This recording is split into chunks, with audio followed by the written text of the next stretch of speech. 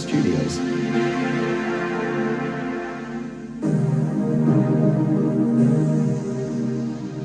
The cinematic duo.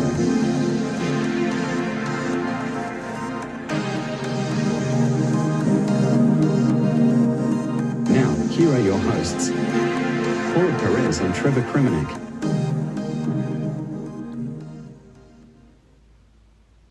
So, it's January. We don't have a theme for this month at all.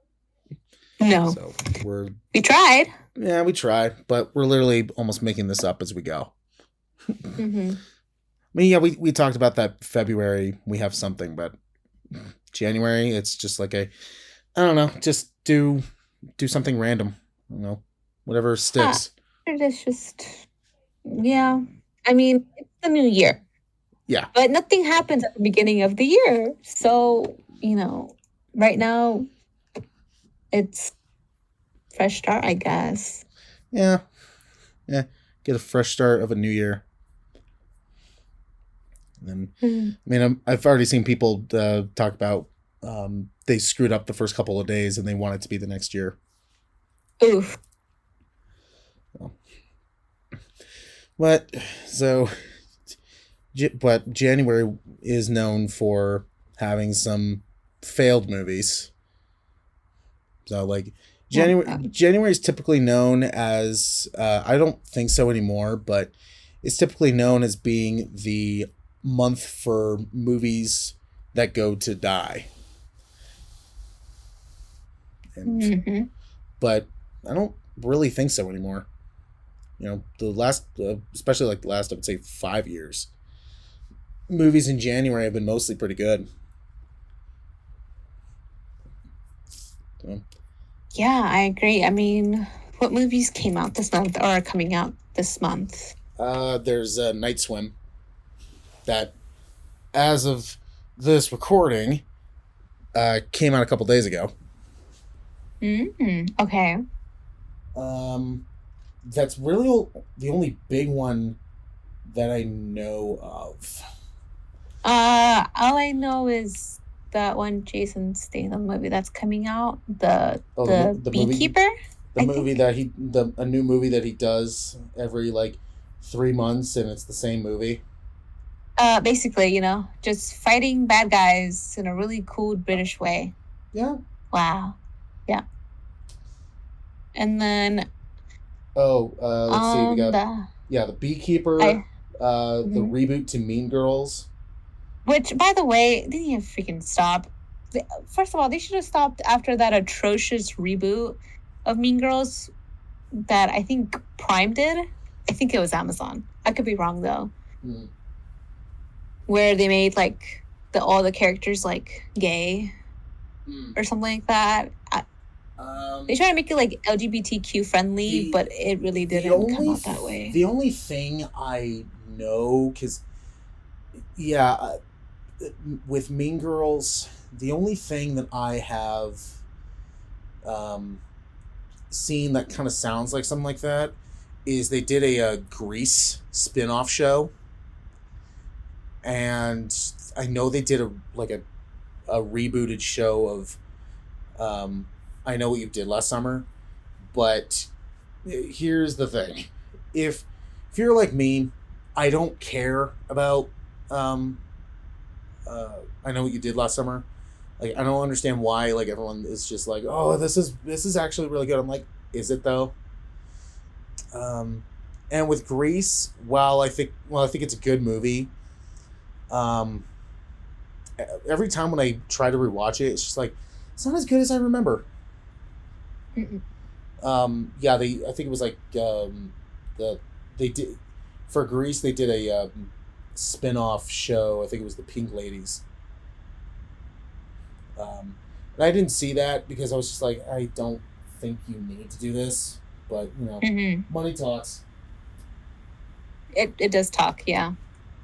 I don't know. I feel like Grease was a one-time movie that you talk about forever, and then from there you realize that the show is kind of bad, but the songs are kind of good.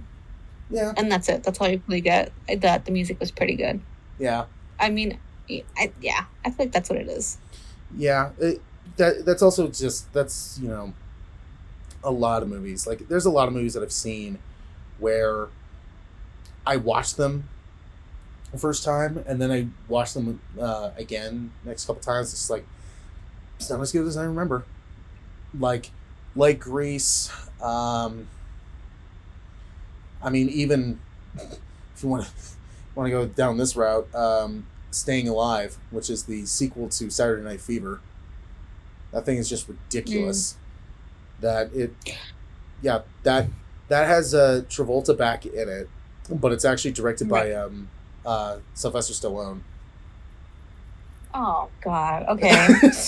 Yeah, it's not good. It's like it's ridiculous, and you can clearly tell like they didn't know what they were doing. They just wanted to just almost it almost felt like they were trying to just get it off the ground, or like they were just like, hey, let's do another Saturday Night Fever movie, and make it almost the same, and just call it something else.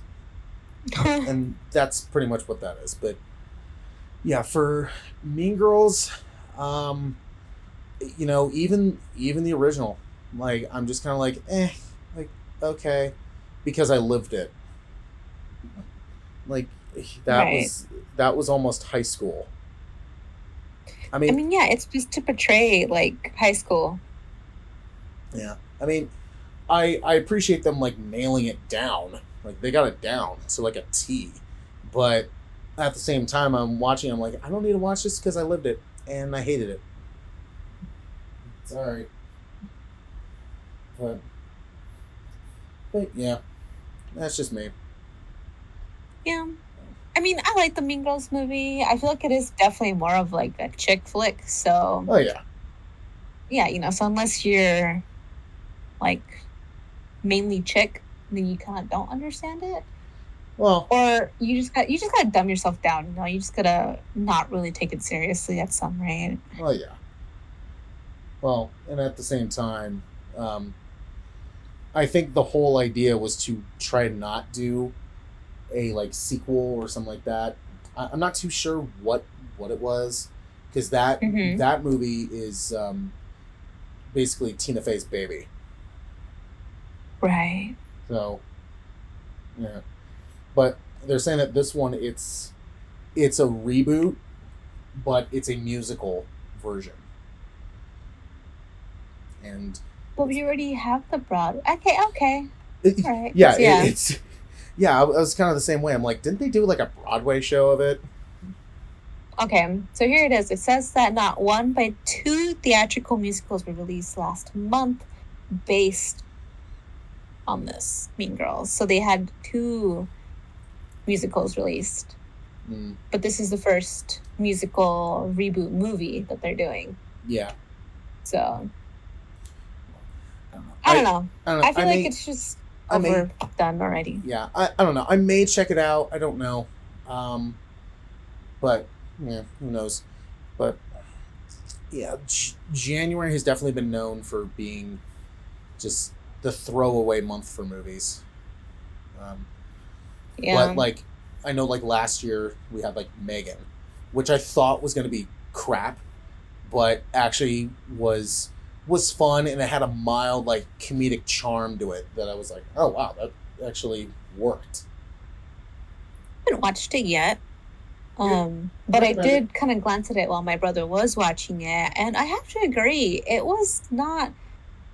It really wasn't horror. I don't think it was thriller. I think it was a pretty comedic movie about a robot.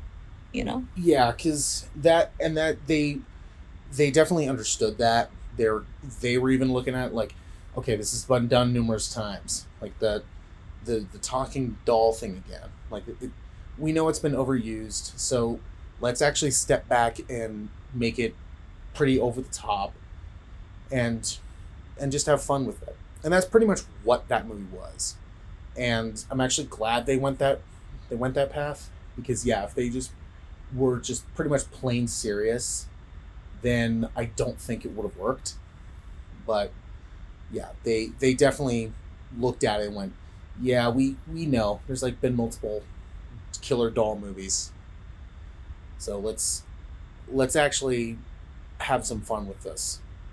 And getting a sequel next year. Yes, I saw that. So, yeah, and then the way that the first one ended kind of was hinting like, oh, maybe, and it was kind of like a, well, they're going to because it made money. So yeah. So, oh well. But I guess it's right now it's just kind of 50-50. Night Swim, I'm sure. I think you went to go see it, or no, not yet. No, I haven't seen it yet, but I'm hearing very mixed things about it. Like people are saying that it's good, but it could have been better. That maybe like 75% of it stuck, while the other 25 didn't. So it's kind of like, okay, like, I don't know. I'll still check it out because I am very curious about it, but yeah. So we'll see. But yeah, I mean, the only movie I'm pretty excited to see is the ISS, the International Space thing. Station, I think, right? Something like that. I saw something on. I was working, and I saw something about that. Yeah, ISS.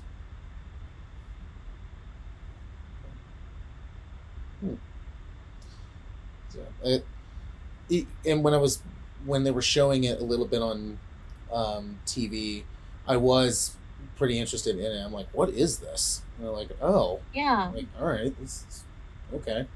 So here it says that the premise, it says, escape the news headlines about war with Russia by seeing a movie about a war with Russia. Ariana DeBose stars in Bleecker Street outer space thriller as an astronaut forced to confront her Russian cosmonauts, colleagues aboard the International Space Station after nuclear war breaks out between the U.S. and Moscow down on Earth. So basically the Americans and the Russians all got orders to take over the International Space Station, and that's basically the entire movie. Yeah, tensions flare in the near future aboard the International Space Station as a conflict breaks out on Earth. Wheeling the U.S. and Russian astronauts receive orders from the ground. Take control of the station by any means necessary. Yeah, from what I saw, like commercials for it, it didn't look that way. I mean, yeah, you definitely see like tensions going up, but I was thinking of something like, something almost like Alien or like Gravity or even something like Life, which, Alien is still great. Gravity, still haven't seen it. I gotta fix that. And then Life, you do. And then Life was interesting and was definitely like, like wow, this is crazy. But I don't think a lot of it stuck. It definitely kind of reminded me of those type of movies. And I was like, okay. And then to probably something even mediocre than that, which was 10 Cloverfield, or not 10 Cloverfield, Cloverfield Paradox, which was just forgettable. I mean, did you see that one? With you on that one. Yeah, I did.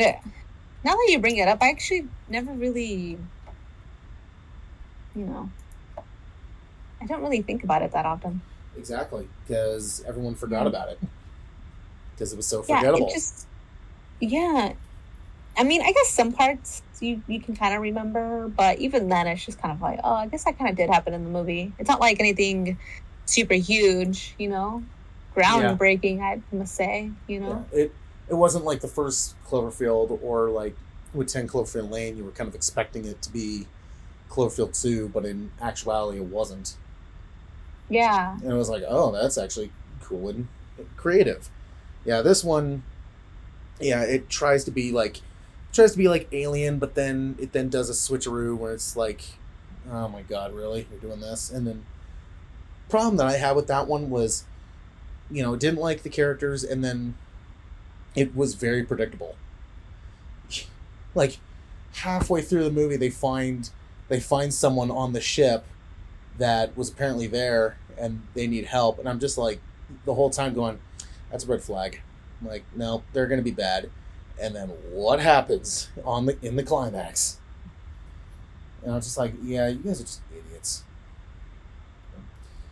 Oh well. Can't win them all. Yeah. And then, Yeah, you can. Yeah. And then yeah, you kind of just start tuning out after you kind of realize that you just know what the movie's going to be about. And then you just kind of realize, oh, you know what? I'm just not going to watch this anymore. Mm-hmm.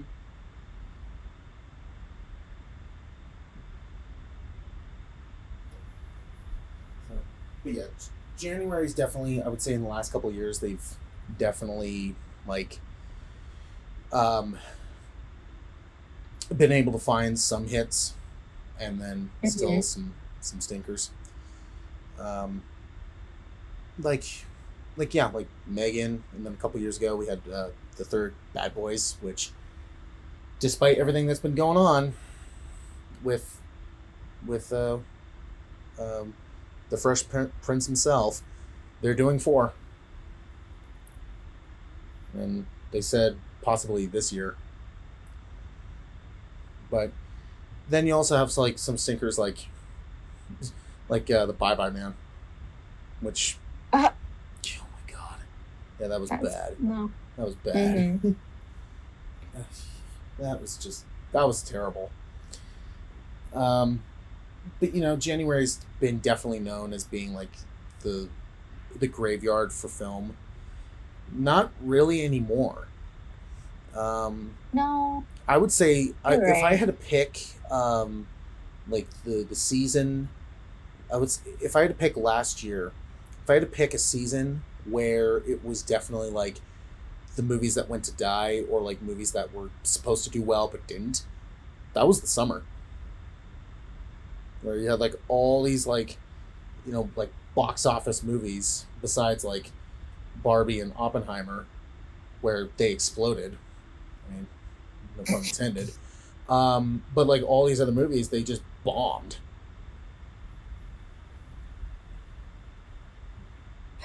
You're right. You're right. Now that I think about it, you're right.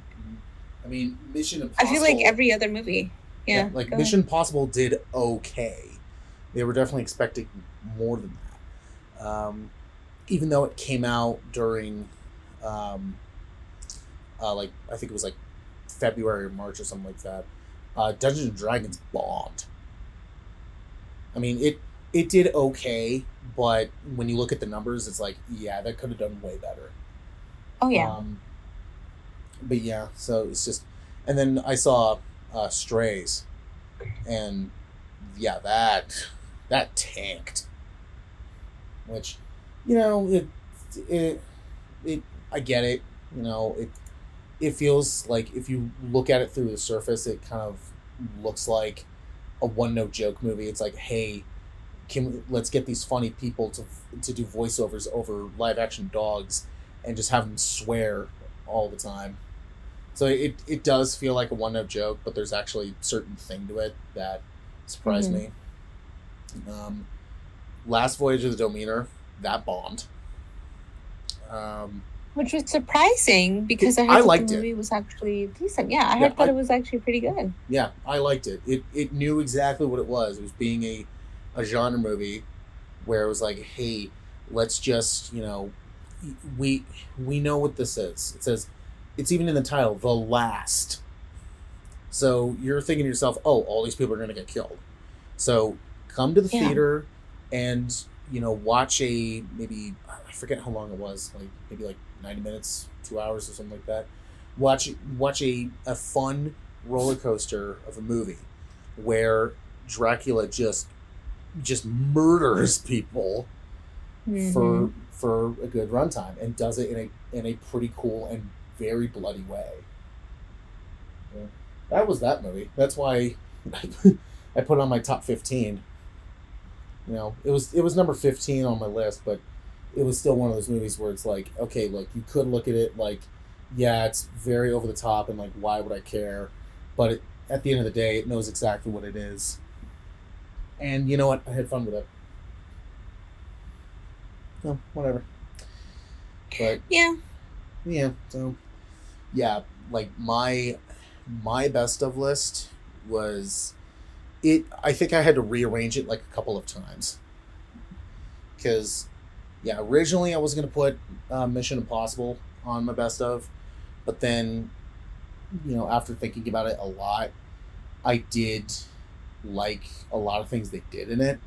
While I think some things in it was like, really? Like, okay. I did like a lot of things they did in it.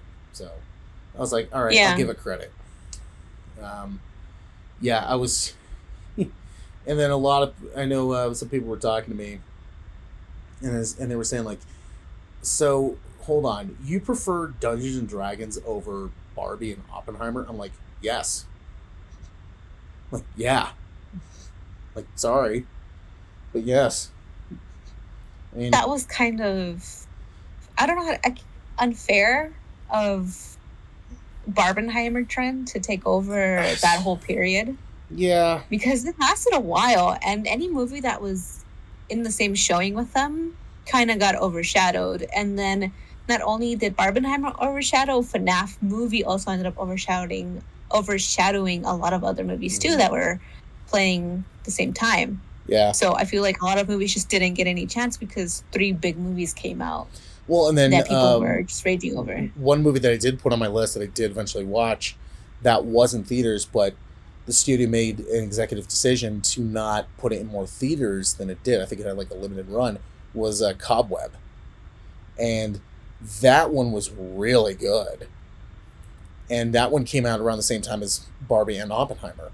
And I'm like, you guys just basically shot this movie in the foot. I'm like, why would you do that? And just what sucked about it was that, yeah, you had like, was it Lizzie Kaplan, who, from Mean Girls. It's like we come full circle. But again, and then Cloverfield as well. But it also has it was Anthony Starr, which if you watch The Boys, you know how just insane and creepy he is. Mm-hmm. And it was like, oh geez, like this is just nuts. And it came out during that whole period of those 2 movies coming out. And it's like, why would you do that? And then just, very disappointing. But I really like that movie. And then there were some honorable mentions that I had, where I wanted to put them on my list, but at the end of the day, I was just like, yeah, okay. I think the biggest one on that was Skinamarink. And because, I'm probably like one of the 50% of people that liked it because it's I wouldn't say controversial. I would say controversial in the way of you looking at it at a movie. Because there's a lot in it. It plays on atmosphere a lot. There's barely any dialogue, and the dialogue that you do hear, it's very muffled, so you can't really hear anything. So it's like you have to like have like just like radio silence around you, or have like really good headphones, which luckily I did when I watched it. But like I talked to 2 people who saw it. One of them agreed with me, and the other one was just like, "Are you too insane? Like that movie was terrible. Like it was a waste of time." Yeah, and the thing is that I can see why they think that, and I'm not fighting them on that because I do see why. It's not like I saw somebody put Dungeons and Dragons in their worst of list, and I'm like, all right, I'm gonna fight this guy. I will roll my d20s and I will obliterate them. Where with this one, it was like, okay, I get it. I get it. So it's not for everyone. But me personally, while I wished it wasn't like I think an hour and 40 minutes or something like that. It could have been trimmed. Mm-hmm. Yeah. I did like piece it together and was like, oh, this sucks. And then like towards like Oof. the third act when everything just goes haywire, it's like, oh boy, that sucks. That's really terrible. So I don't know, but I left that off. And something I've learned is that I will always have one on like best or worst of list that is going to be controversial. Whether it be like I liked it but everyone else did, like that kind of way. And I feel if I put that one in my best of, then people would have been like turning heads and been like, "Are you serious?" It was the same thing that my mind was going through when I decided to put Five Nights at Freddy's in the disappointment list of mine. Oh, fair enough. I mean, because do I recognize it as being a movie made for the fans? Yes, I'm not penalizing it for that. It's just the issues that I had is that it felt very predictable. If you know the story. So it's like if you know the story of the series, or if like you follow the series, you know exactly how it's going to play out. And so to me, there really was no surprises. It wasn't like something like The Last of Us where I played the game so I knew pretty much what was going to happen, but then they threw in a whole bunch of curveballs and they kept hitting me in the face until I went, whoa, like that's just insane. But with the Five Nights at Freddy's movie, nope, he didn't throw those curveballs. And so No, I have to agree with you. Even though as like a fan, like a long time fan, like middle school, first game, same. I played it, I know the lore, read every book. It was like, what in the world is going on? Yeah. I have to agree with you on that one. So and that's why I put it in like disappointing, where it's just kind of like, all right, I didn't love it, but I didn't hate it. But at the end of the day, like I was expecting more from it, and it didn't deliver. But I do appreciate them for doing a lot of the game justice. So I do give them credit for that. That's why I know a lot of people jumped on me when I put The Exorcist Believer in my disappointment one, because that was one where I was kind of like one of the few people in the world that saw it and they went, that wasn't too bad. But unfortunately it is one of those movies where you watch it the first time and you'll be like, okay, that was okay, like it was fine. To then when you start slowly like looking at it through a magnifying glass, you start seeing it like more and more, and you're like, oh no, this isn't good. And that was kind of me through it. Was the first time I saw it, I was like, okay, it's all right. And then when I started thinking about it more, I was like, yeah, that didn't make sense. Yeah, that was thrown in there for no reason. That made no sense. I don't know why the hell they did that. And it was just like the building was coming down. It was like building a building with Scotch tape. It held together okay, but then all of a sudden somebody cut a piece of the tape, and then the building starts slowly collapsing, and you're just like, oh no, this is not going to go well. So, and then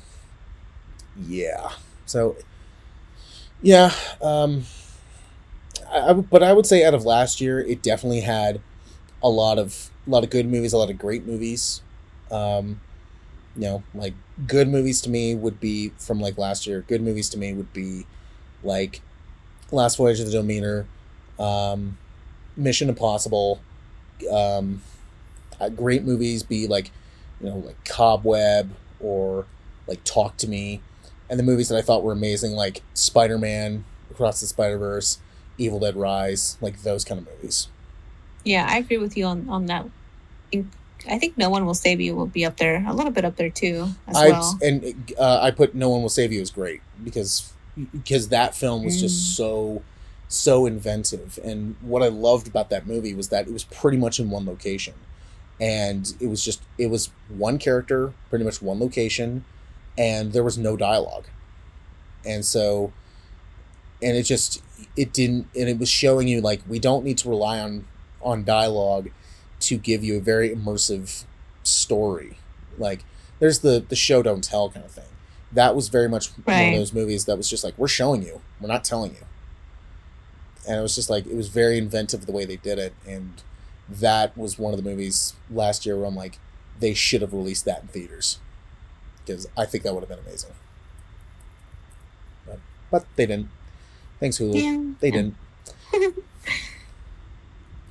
But so yeah, like disappointments last year, like, you know, like Five Nights at Freddy's, The Exorcist, Renfield. I know a lot of people were surprised that I put that on there, and because some of the people I talked to, they like loved the shit out of it, and I'm like, yeah, I'm not really one of those people. I mean, I've seen some people put in the worst of, and I'm like, to me, it's not in the best of, but it's certainly not in the worst one. Not in the worst of. The best ones, it's kind of like, I wish they kind of did something different. I mean, they did do something different, but what they did was kind of like, all right, you're kind of doing this, like, all right, whatever. But then when people put in their worst of, I then fight against that and go like, you know, dude, you gotta admit that this was cool, you know, especially Nicolas Cage's Dracula. He was awesome.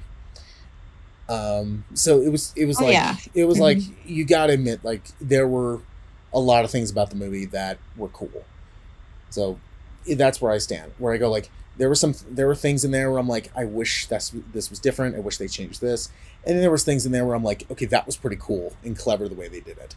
So it was kind of like in the middle, where it's like, I don't see it as one of the best of movies, but I certainly don't see it as one of the worst of films. That's why I kind of put it in the disappointment list. But, you know, I would say if they change maybe one or two things that I was a little bit iffy about, maybe it would be off the disappointment and probably be an honorable mention. But who knows? But I do know people that love that film, and I'm like, okay, that's you. And then, you know, the worst of movie, we'll be talking about soon.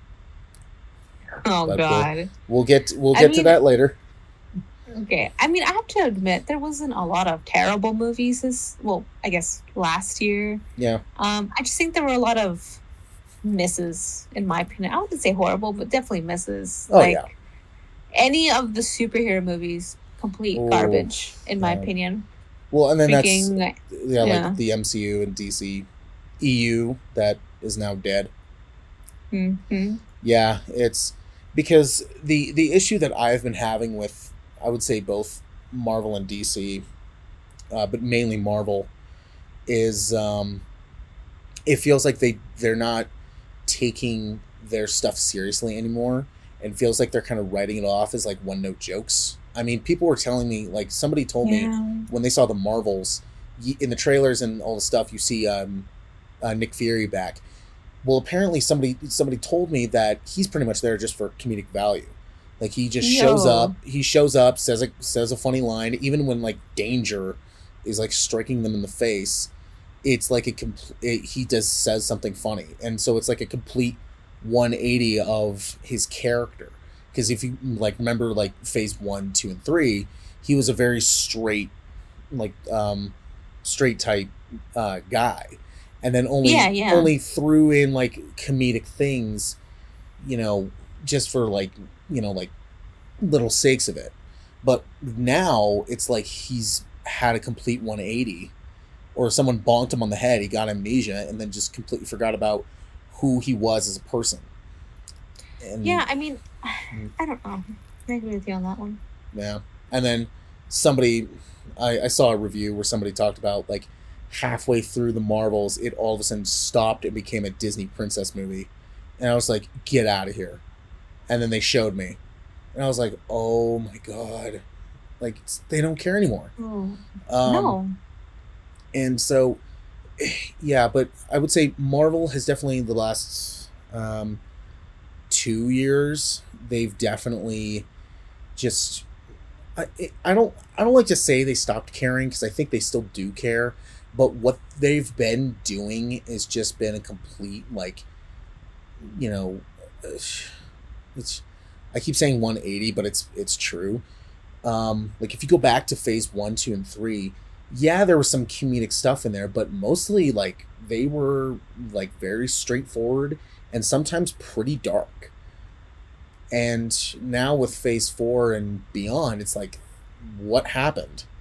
It's like this is a comedy sketch show, and you're not making me laugh. You're just more of, like, making me slap my forehead because I'm just embarrassed right now. And it's just not what they set up. So. No, and it sucks because they're putting in such little effort with these movies, but then you get like some of like their shows that they've been putting out, like Loki. Mm-hmm. Yeah, I still haven't seen season 2. Moon Knight, yeah, some other stuff like that. And I'm like, I think Hawkeye 2 was another one. Yeah. And it's just like, why would you not put in that same effort? And yeah, I mean, budget is still there, but effort is not. I'll be honest with you. It's just kind of the shows that I've been watching, like Moon Knight was good. I did like it. It had those like superhero merits to it, but that was dark. Like, that was a dark one. And I liked it. I liked how it went dark. Like, especially there's a twist like a little over halfway through in that show where I was like, oh, that sucks. And it was like, oh, wow, that caught me off guard. Hawkeye. While I don't think Hawkeye was fully great, it did have like a nice like buddy relationship between it was Jeremy Renner and Haley Steinfeld. Yes. It did have a like nice charm, and they did look like the way that their characters were made up was to it made you feel like, oh, that was cool. And then the whole like it bringing back like Florence Pugh from Black Widow was kind of like, this kind of took a left turn, and it's like, you don't, like, it feels very jumbled, like you just threw that in for no reason. But what was cool was in that one they introduced back Kingpin and it was it was the same Kingpin from Vincent D'Onofrio. It was the same Kingpin from the Daredevil Netflix show, and then we're seeing in Echo, which, you know, does intrigue me. It does intrigue me, mainly because this is the first time the MCU has gotten rated R TVMA. So it's like, oh, you know, maybe you guys put on your big boy shoes now, and you're actually, you know, just realizing like, oh yeah, our target, our audiences are, you know, ready for this. When we've been saying the whole time, like, we've been ready for this, you guys just haven't been doing it. So Echo does intrigue me, and shoot, what was it? I know I'm missing one in there. It was a Miss Marvel. Yeah. Yes. Miss Marvel. I did like, you know, some aspects of that one, but at the end of the day, it was kind of like, all right, you're just, you know, introducing a new character to then set up the Marvels. It didn't feel that way like the first couple episodes I was watching, but then after a while it's kind of like, okay, I know where this is going, and so it was like, all right, whatever. Still, I don't think Miss Marvel was bad at all. It was just kind of like halfway through, it was kind of like, all right, you're going a certain path that I'm liking, and then the second path was just like, oh, you went down that path. Like, can you turn around and go back the other way? That's just Marvel for you, I think, in general. Yeah.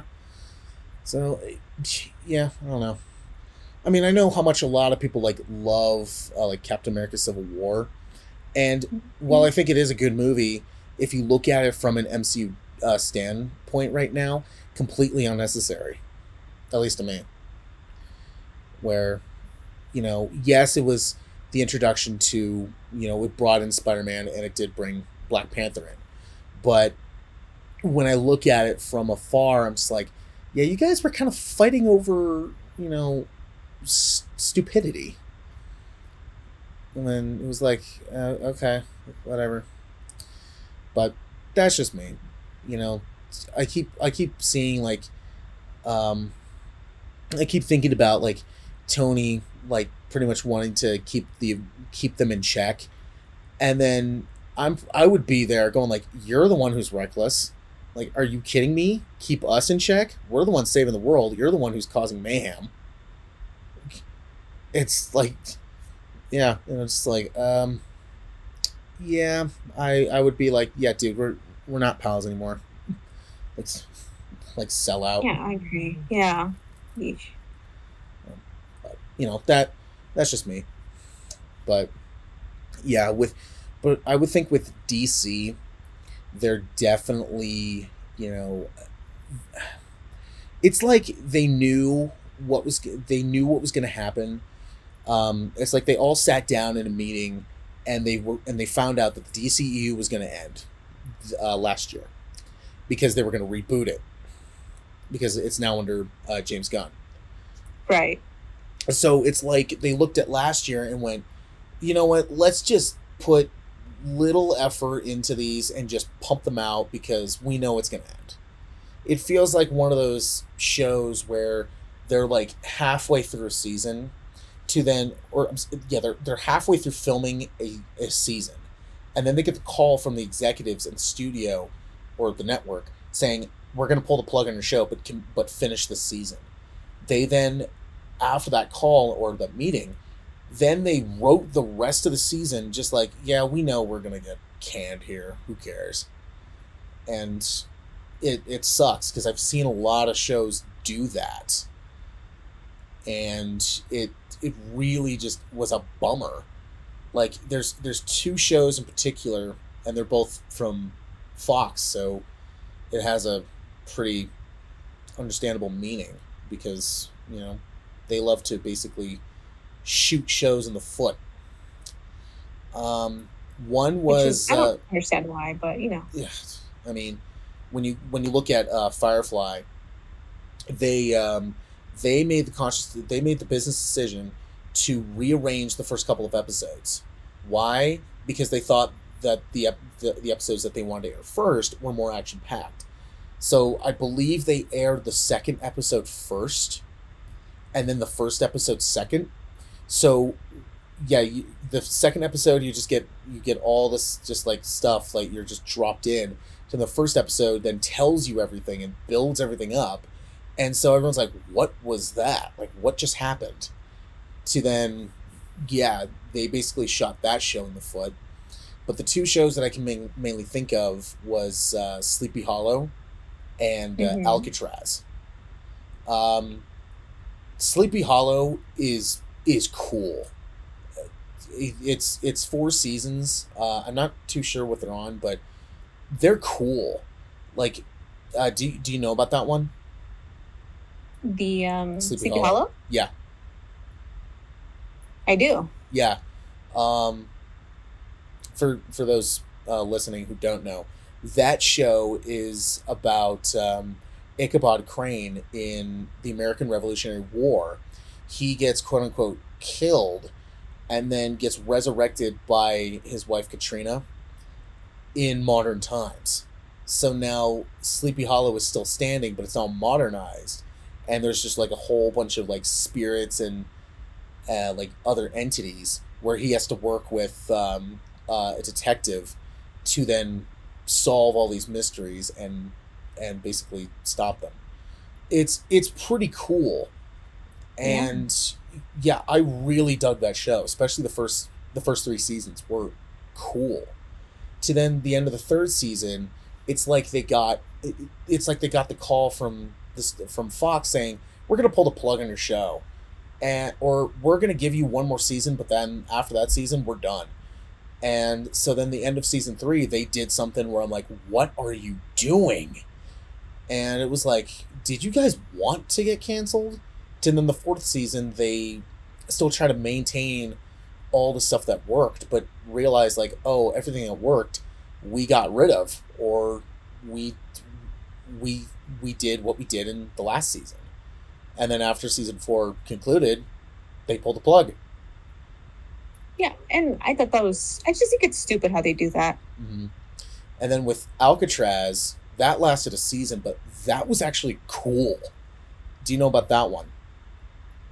No, I don't. Oh, that one's about a group of detectives, they so in I think it was 1965 or 66, all the inmates from Alcatraz, they were taken out and then thrown into other places around around the I don't know if it was the United States or the world, but this show takes place in modern time, where a bunch of like detectives and an author, they have to work together to find all of the inmates and bring them back.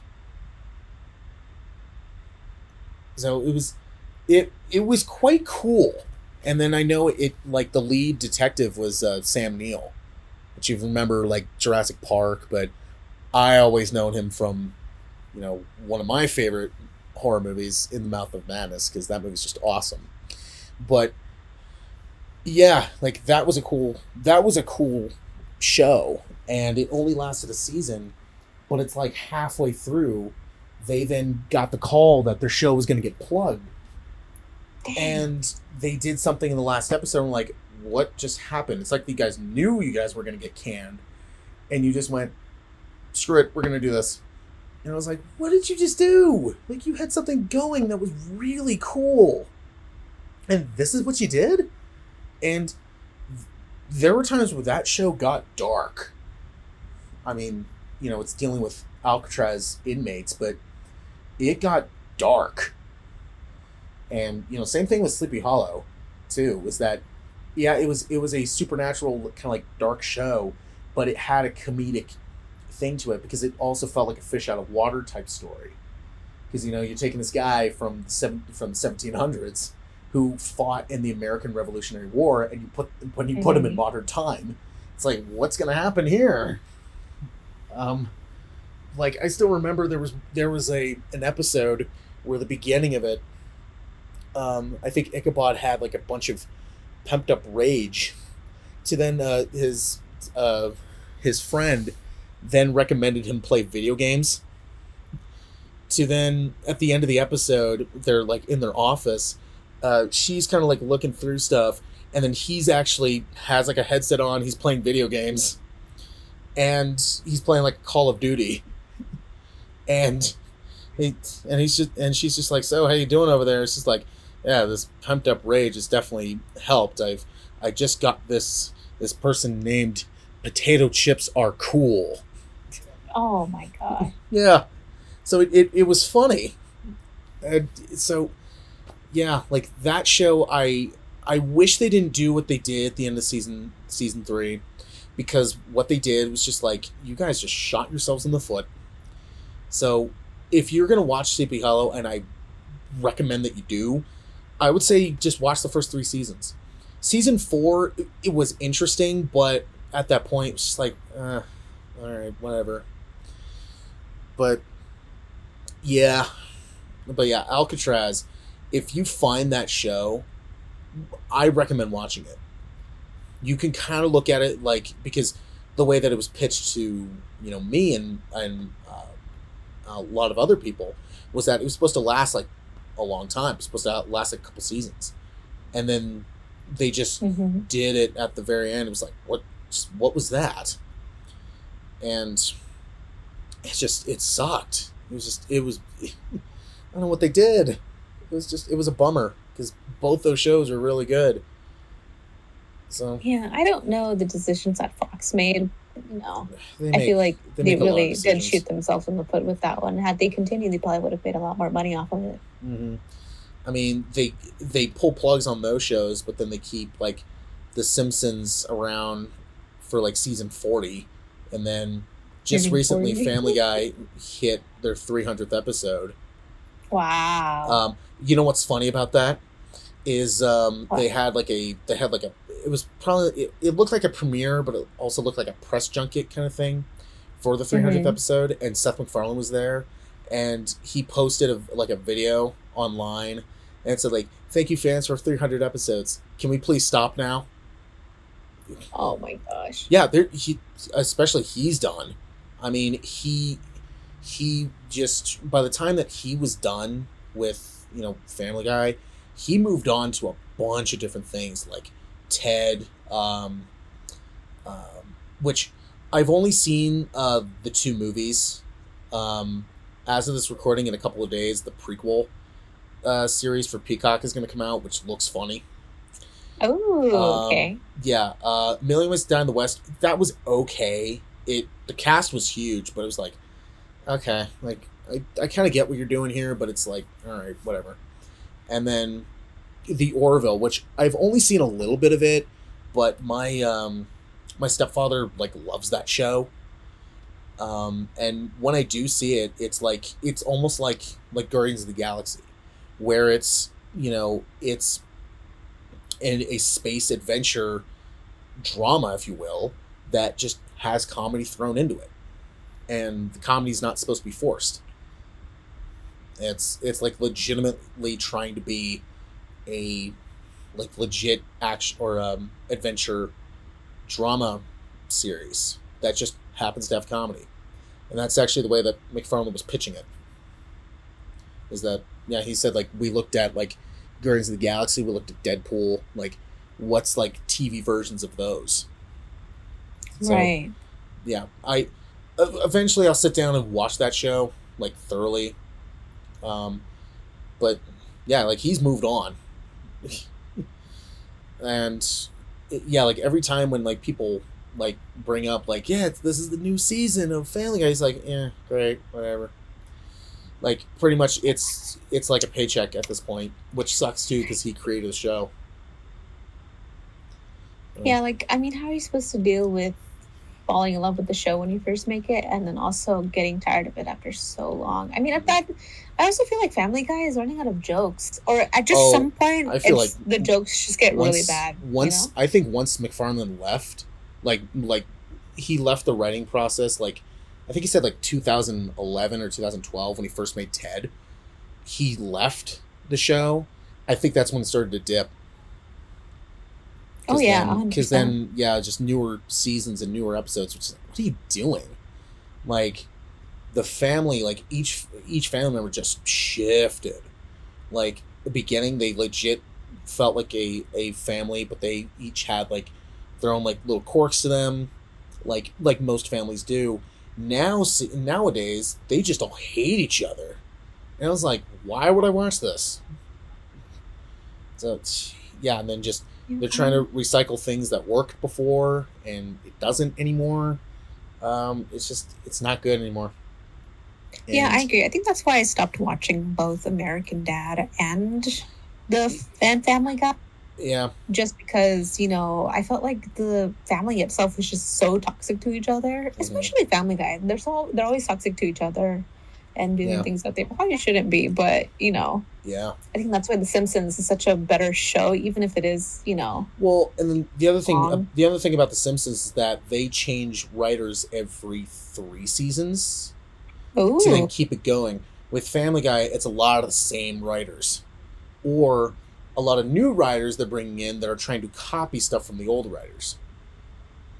Where Simpsons I know changes like every 3-4 seasons. Like I always look back at in the 90s when I think it was Conan O'Brien, he was writing for the show for a little bit, and then he got the late night show or Tonight Show, so he was actually writing on Simpsons for a little bit, and then a lot of people were saying like some of his episodes are actually some of the best ones in the whole series.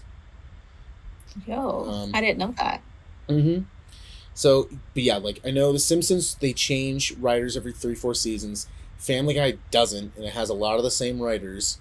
A lot of those writers actually have left, and they've done like some other things. Like I know one of the writers, they left, and they did the movie last year. Was it Joyride?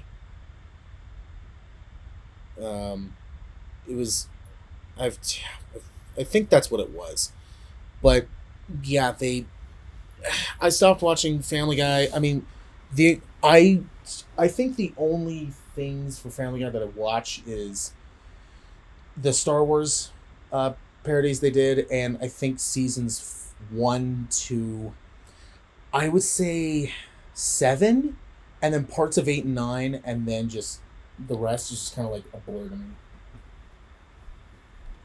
Oh. I mean, I don't watch The Simpsons like for like plot or anything. I just kind of like watching it once in a while and then getting caught up with like those It's a background YouTube show. channels that So I mean, it's just kind of a fun show in my opinion. That's kind of the same thing with me. Like we all have those background shows. I don't think, to me, The Simpsons and Family Guy, I don't really see those to me as background shows.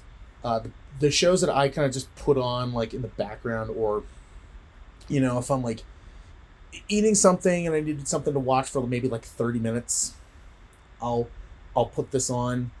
It's usually like Robot Chicken or South Park, where it's okay. Yeah, where it's kind of like, all right, I don't have the urge to. I mean, with Robot Chicken, it's just a whole bunch of sketches, but with South Park, it's like I'm not totally in for it for the story. I'm just mainly in for it just to see what funny things these characters are going to do, or what they're going to say, or how is Kenny going to die this week. So it's like that. And then since I've played both of the South Park games, like Stick of Truth and then Fractured Butthole, right. I played both. I played and beat both of them, and both of them are actually pretty good. I kind of know I know the lore, but I really haven't watched the show. It's like the same thing with me with Rick and Morty. It's kind of like I know pretty much the lore, but I really haven't seen the show. I've only seen the first season right now. And from what I remember from the first season, it was funny. It's just one of those shows where I'm like, okay. Like, I watched it, whatever. So, yeah. Yeah, I agree with you on those. I just, Yeah. Also, good shows are kind of hard to come by. At least animated ones, Yeah.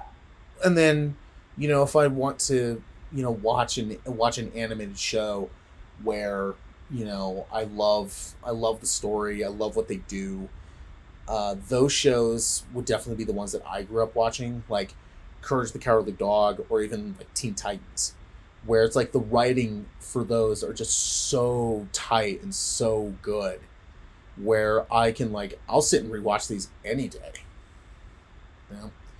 Like Courage the Cowardly Dog, it's just like, what new creature or new just thing can we do? And basically, how can we scare the shit out of kids nowadays? And basically. And then Teen Titans was just how action-packed can we get these episodes to be, and how funny can we make them? Because I remember, as a kid, being just so fascinated with the almost like anime style animation that they had, and also the action was so cool and so well done, and also that show made me laugh so many times. When I was a kid, I was laughing so hard, and then nowadays when I rewatch a couple episodes here and there, it still makes me laugh. And a lot of that has to do with the writing, but also the animation. Yeah, I feel like they both have to kind of match up with each other, or else it won't work out. No. And that's, I think, one of the beauties of Teen Titans and Courage the Cowardly Dog, is that the writing and the animation just matched up so well. And if I had to throw a couple of other examples in there, I mean, I didn't really watch this one as much as I wanted to growing up, but I did like a little bit of what I was watching, and that was Dexter's Laboratory. Phineas and Ferb, obviously. We all grew up on that. Even something like The Grim Adventures of Billy and Mandy. Because I got into that show thanks to watching Courage the Cowardly Dog. Because people are telling me they're kind of in that same circle, But I would say like Billy and Mandy gets like, because I think they were coming out around the same time. Oh, no, actually, I think Billy and Mandy came out after Courage did. But it was kind of like, all right, Courage is over. What spooky, like almost kind of lighthearted show can we do next? And that's Grim Adventures of Billy and Mandy. I mean, the fact that the whole, premise of the show is these two kids, they win at, I think it's chess with the Grim Reaper, and now he has to basically live with them.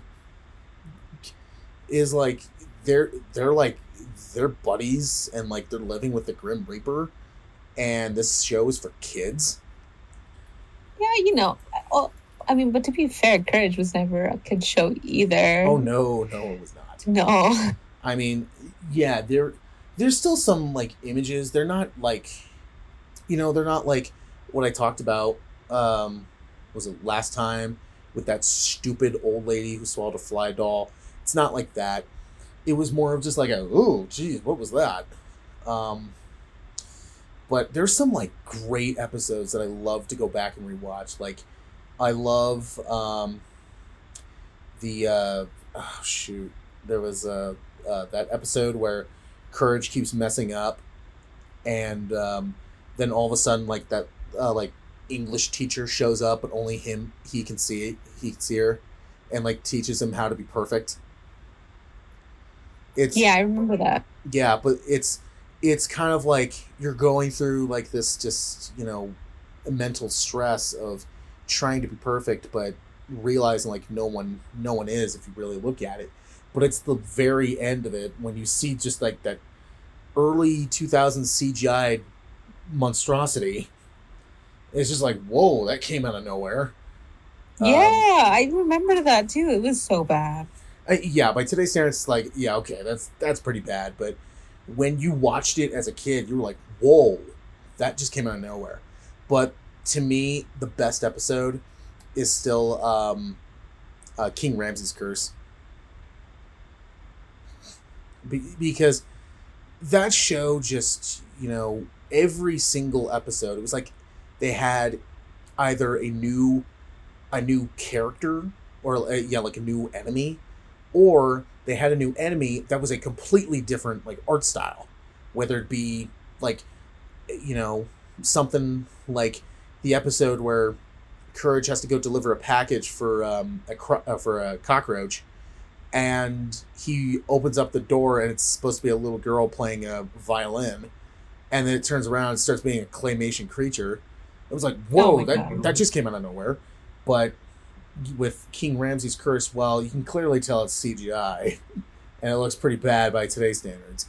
It was still effective, and even there was like some live action parts in there. Like I still remember the one where it was like the harvest one, and just like all of a sudden it was a live action floating head that was just there.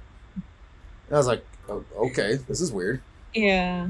But or they would have it in the same art style that it had, but they did something like just cool and creative and also creepy.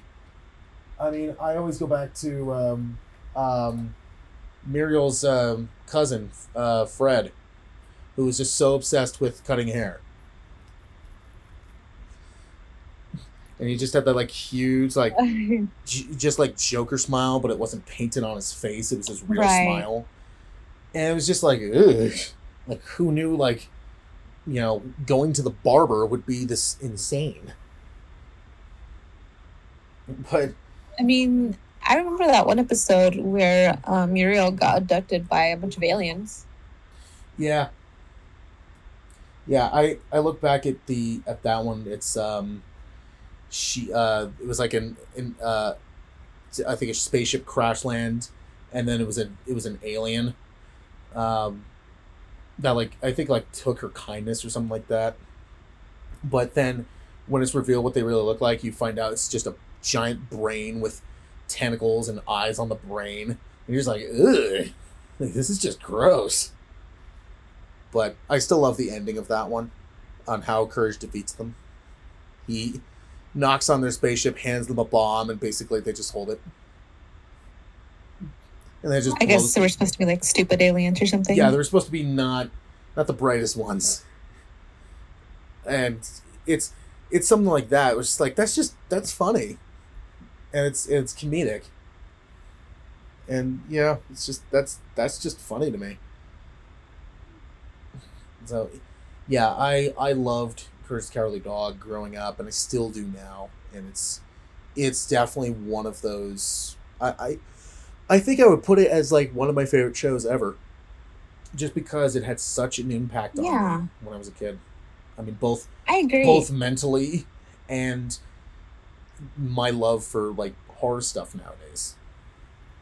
I'll be honest with you. I think Courage is the reason why I can handle certain things and can't handle other certain things, because it really does open you up to everything. It really does. Yeah, Courage the Cowardly Dog was like it was that show where, like scary stories to tell in the dark. That was for you if you can handle horror for reading. For Courage the Cowardly Dog, it was, can you handle this for television? And yeah, and then you had your, movies in 2000s that were kind of like, kind of horror kids horror movies, but at the same time they really weren't, like Scooby-Doo. I mean, like, kinda, but then also in the 90s, that was when like Goosebumps came out, and so everyone was reading, like all the kids were reading like Goosebumps and Scary Stories to Tell in the Dark, where that was kind of like, and even if I had to throw in another R.L. Stine thing, like Haunting Hour and Mostly Ghostly, where it was those were for kids that if they wanted to get into horror but they didn't want to watch anything, it was like, here's your section for reading. But me, I didn't care for reading, I like to watch stuff. So it was like, yeah, like the Goosebumps show, and then Courage the Cowardly Dog, Grim Adventures of Billy and Mandy, like all these like other like kids inspired like horror shows. They were saying like, hey, do you want to start getting into horror? Here's the good place to start before you step into like adult horror. And that's actually what I've been kind of doing with my little brother, who's about to be a full teenager, which is scary to me. But I've been trying to get him into like more like a little bit more adult, but not like full adult. Like, yeah, PG-13, not into R stuff yet.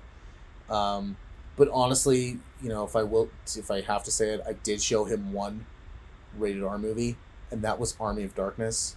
But if you watch that movie by today's standards, that is so PG-13. It is not an R-rated movie. That is that's like they forced try to be R, but it's not R. Oh no.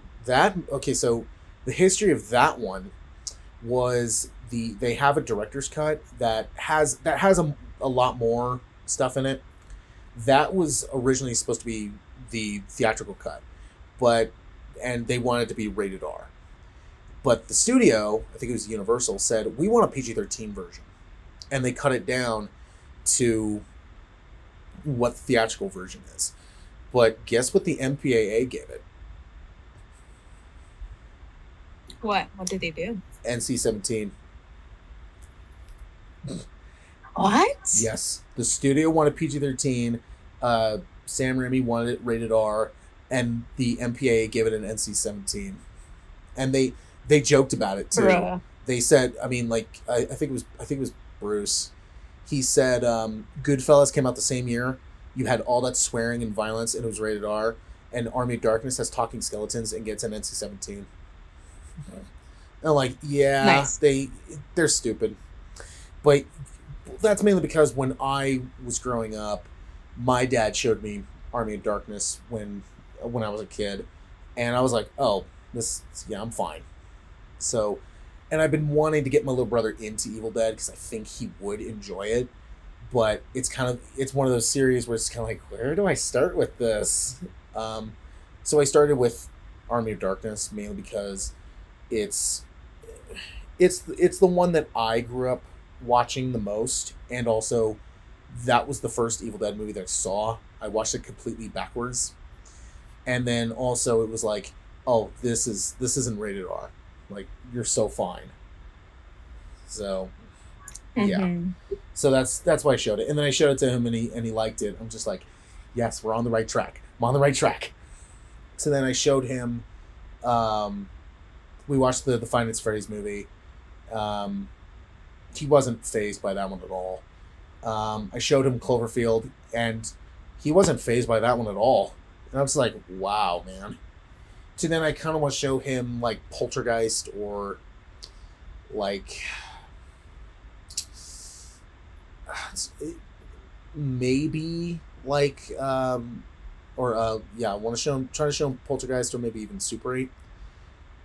But there's like, or even like World War Z, where it's kind of like, it's in the middle. Like, he knows pretty much, like, he's seen like alien stuff, he's seen like zombie stuff before.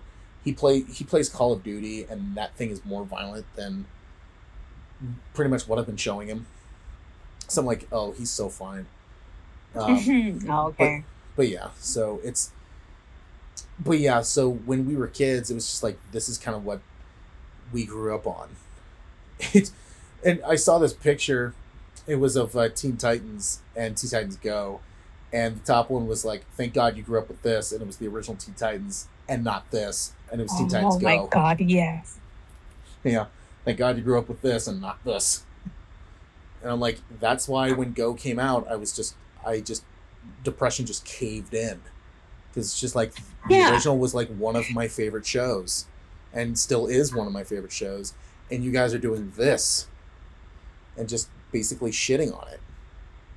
And I was just like, you don't even know what the hell you're doing anymore. But, you know. It was just really bad. Oh, yeah. Really bad.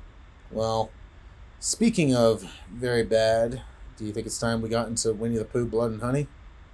Oh, God, I don't even want to talk about it, but yes, we shall.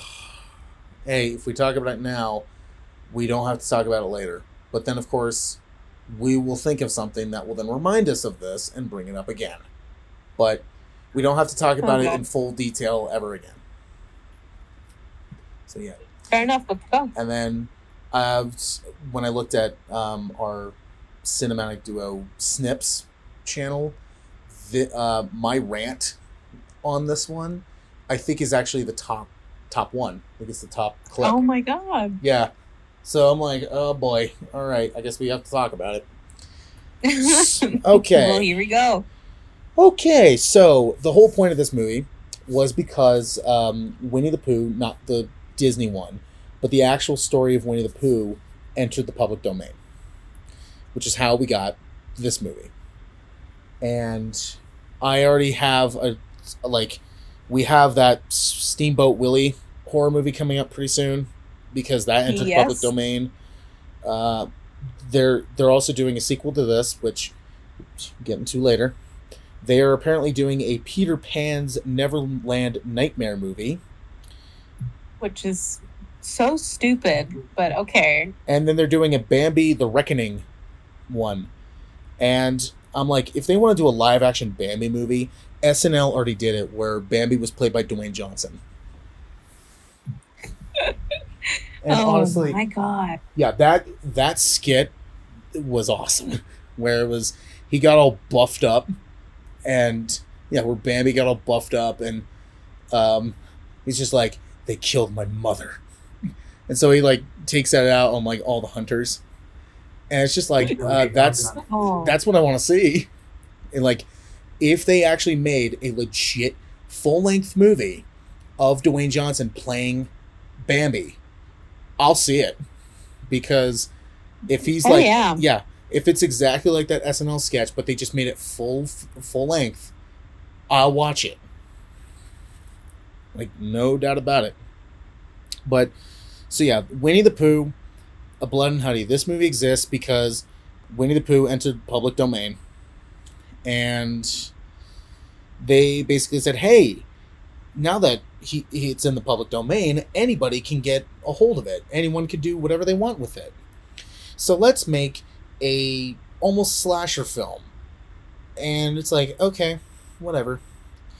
Now, I'll go last, but how did you hear about this movie? Oh, uh, to be fair, saw it on Instagram that they were going to make a Winnie the Pooh movie that was going to be a horror movie about them. I don't remember, but I think they said it was like Pooh was going to go kill Christopher Robin or one of the two, something like that. Mm-hmm. And then it came out, and I didn't watch it until recently. Mm-hmm. Oh, snap. Yeah. I'd heard about this movie for a little bit. But yeah, I was seeing it online a lot. And yeah, I took one look at it and I just went, yeah, this is going to be dog shit. And sure enough, everyone was saying, it is dog shit. And yeah. And then through all these warnings, through all these like people putting in their worst stuff, people saying it's one of the worst films of the year, people saying it was one of the worst films ever made, I still watched it. And it just shows how much I don't learn. Yeah, and you know what? You told me not to watch it too, and guess what I did? I went and watched it. You swatted my warnings away. Yeah, but at the same time, you know, I don't have an excuse. You did. I gave you the excuse. And yet you just said, like, fuck your excuse, and just swatted it away.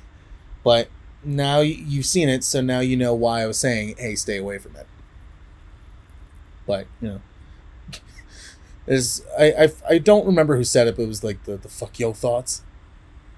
Mm-hmm, mm-hmm. I don't remember who said it, but yeah.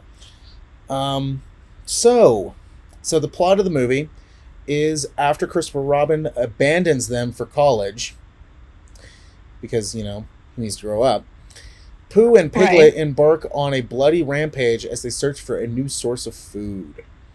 Now, this movie has a 2.9 out of 10 on IMDb, a 16 out of 100 on Metascore, and has made tons of worst of lists, both of the year and of all time. You know what? That's an accomplishment. They need to be proud of themselves for that one. They are, because they're making a second one. And it's going to be released in February, 1 month from now. Oh God, yeah. I don't think I'm going to do that one, but yeah, they said that they're going to ramp it up and make it more crazy and more kind of extreme. That's to be twisted and dark. I'm just going to say this: if the first one did so bad, imagine what the second one's going to be like. Probably worse. Mm-hmm. But you know, besides that, we need to go into an in-depth retrospective of a goddamn Winnie the Pooh horror movie. Okay, so the beginning of the movie, and I'm just gonna say this now, we're gonna spoil the shit out of this because we both fucking hate this movie. Absolutely. So, just gonna get that out of the way. So, if you don't want to hear spoilers of Winnie the Pooh, Blood and Honey, one, you need to get out of here. And if you just don't care, then you just stay for the road. Oh yeah, stay for the road trip. Because this is a fun road, and you're probably gonna hear us yell and rant on this a lot. So if you love rants, you know you've come to the right place. You're listening to the correct show. So yay. All right, so the prologue of this movie, it definitely sets you off as like, okay, you know, this is interesting. It's all like hand drawn and like all that stuff. So you find out that I thought the original plot of the movie was Christopher Robin actually like the original story. Winnie the Pooh, Piglet, Igor, Tigger, they were all imaginary. That's what I thought. And my original thought of the movie was they were imaginary, to then Christopher Robin was getting bullied over it, because like some bullies may have found out about it, to then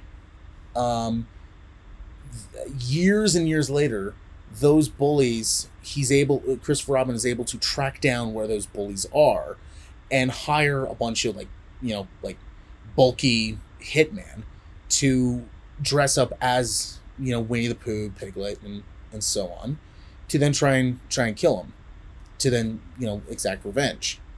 That's what I thought it was. No, not at all. No, you were so far off. Oh yeah, to what actually happened. Yeah, so far off. And to be honest, does that sound better? Like the premise that I had, did that sound better?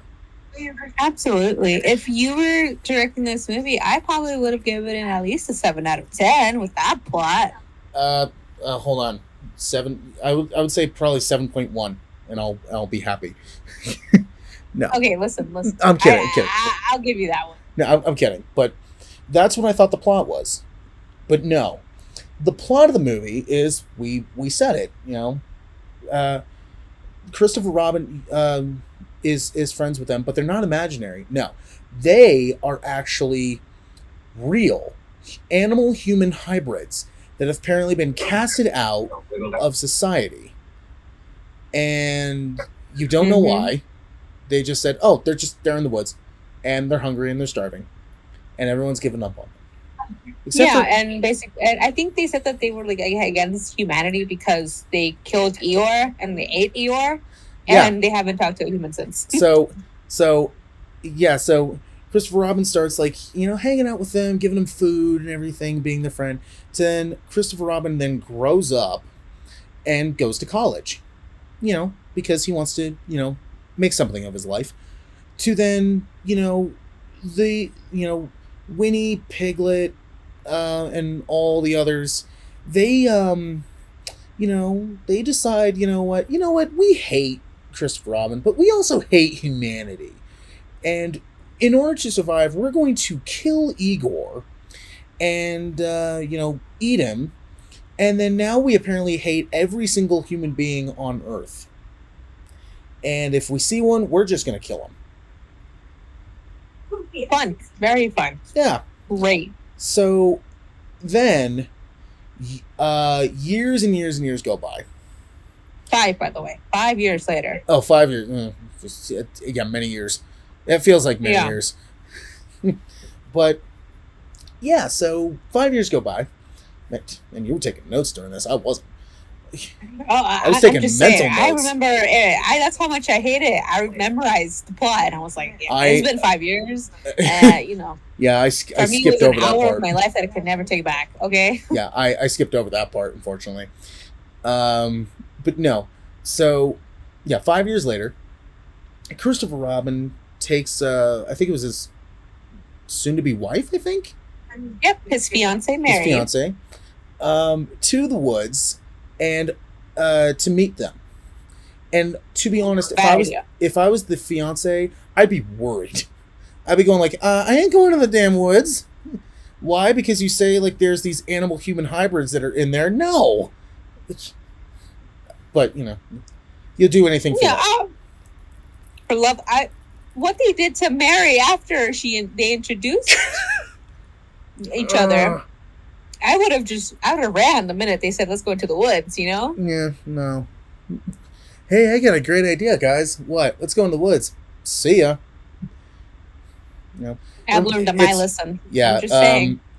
It avoid this movie called the Chernobyl Diaries, because that's pretty much that, where it's a found footage movie. It's a group of friends, and they go to Chernobyl, and they do this thing called extreme touring, and they try to get in there, and of course there's guards say oh, you can't go in there.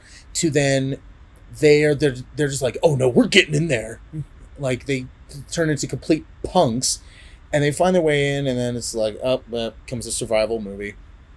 It's like that, where it's why would you want to go to, I think, possibly the most irradiated city of all?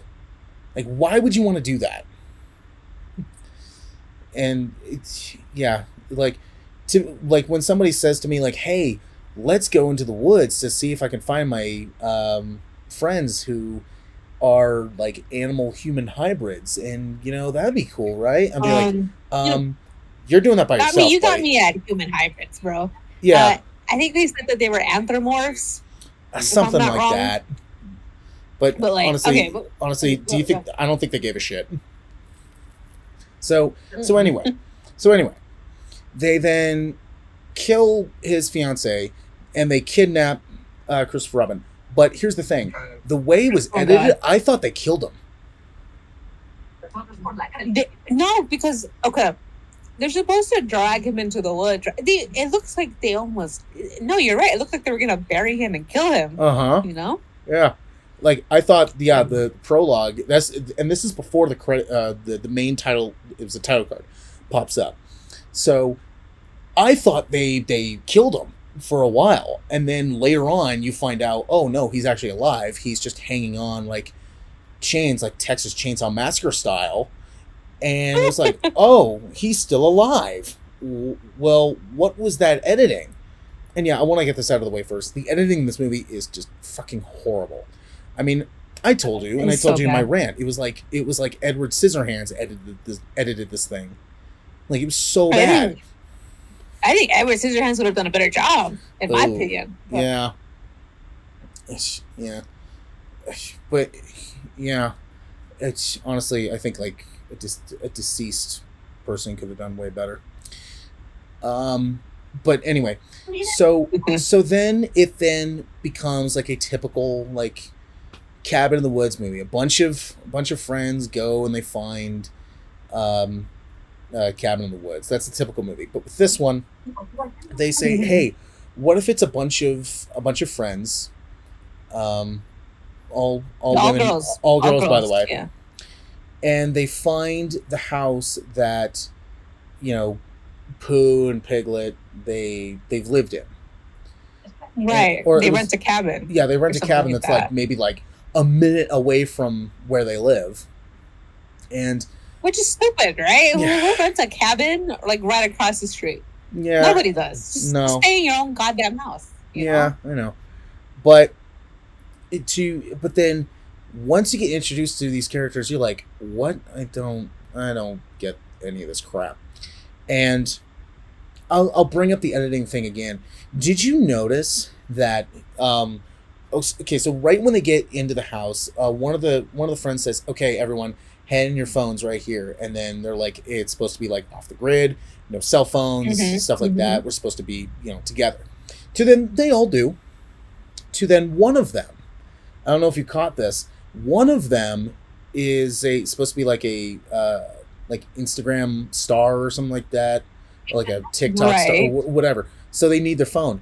Well, there's a scene that's like almost immediately after it where that character is in their room doing that with her phone. To then the next scene right after that is that character coming downstairs and grabbing their phone. Did you catch that? I did catch that. You're right. Yeah. I did catch that. Yeah. What the fuck? Like, what the hell? I was so confused. And so then, oh my God, this is, I'm going to have to drink after we finish this up. We'll do it together. Well, I don't even want to continue, man. Okay. Listen, okay. On paper, what we're about to talk about sounds epic, gory. The execution of what they should have done is horrifyingly bad. That even you're just like, wow, that's not even funny no more. It feels like they had maybe, I would give them maybe $100 worth of on their budget to use for the gore effects. And they grabbed a lot of that from Party City, but then also they then show like some of the kills, and it feels like you can do that in After Effects in an hour. I think the one scene that I really, like as I was giving this movie a chance, after they burned Mary's corpse and shit, I was like, okay, you know what, that wasn't that bad. Yeah. But the wood chipper scene, oh my God, was that took me out. It took me out. That's it. That's it. I was done. There's a movie you need to check out called Tucker and Dale versus Evil. Oh my god. Oh my. Okay. No. No bullshit. This sounds stupid, but it's actually funny. It's about these two redneck lovers who have a cabin in the woods, but they're living their lives. Nothing terrible. To then these college students come in and think that they're backwoods killers because What? yes, like there's a scene where one of them is like throwing like giant wood logs into the wood chipper, and then one of the college students who's like trying to be like the bro of them, like, oh, I can take him on, tries to like jump on him, but he ends up jumping into the wood chipper. To then the redneck is just like, oh my god, like I cannot believe you just did this. So he's trying to pull him out, but then there's a bunch of other like college students who are looking at it, and it looks like the guy is pushing him into the wood chipper, but in actuality he's trying to pull him out. Oh my god. It sounds stupid, but it's funny. It's fun. Yeah, this movie's not funny. This movie's not fun. It's none of the above. It's complete and utter dog shit. It's so bad. And we're just getting on the tip of the iceberg. Yeah, this is like what, like the first 30 minutes? Something like that. And the movie is an hour and 20 minutes long, and it felt like it was like 2 hours when I was watching it. I'm like, can we get over this? And then each of them start dying, one after the other. And oh my god, this is one of those movies where I started asking questions throughout it, like, what is this? Like, what is happening? Why is this happening? But then halfway through asking my question, I then stopped completely. So there were times where I was asking like legitimate questions, like, why is this character doing this? And then it started turning into, why is she doing, fuck it. It started turning into that. Oh my god. Like, I don't think I've seen a movie like this ever, where I'm like, wow, this was just uninspired. They could have legitimately made a legit horror movie off of Winnie the Pooh. You can make a good idea out of anything. I mean, Winnie the Pooh already was kind of scary after the conspiracies came out about every single one of them. Winnie being like having an eating disorder, like each one being like something like that, right? Well, I mean, even if you look at like all the different, if you look at all the different variants of Winnie the Pooh, honey was like his drug. Yeah, and he was an addict to that. Yeah, he was an addict. So I was like, oh my god, that's dark. But there's nothing even to. Did you legitimately get any laughs in this movie? Not from the movie saying something funny or not doing something funny, but you were looking at something that is honestly so easy to do. You were laughing at it. Like, at all. Yeah, the part where they covered Christopher Robin in Mary's blood. You know how easily I could detect fake blood? Yes. It was that bad.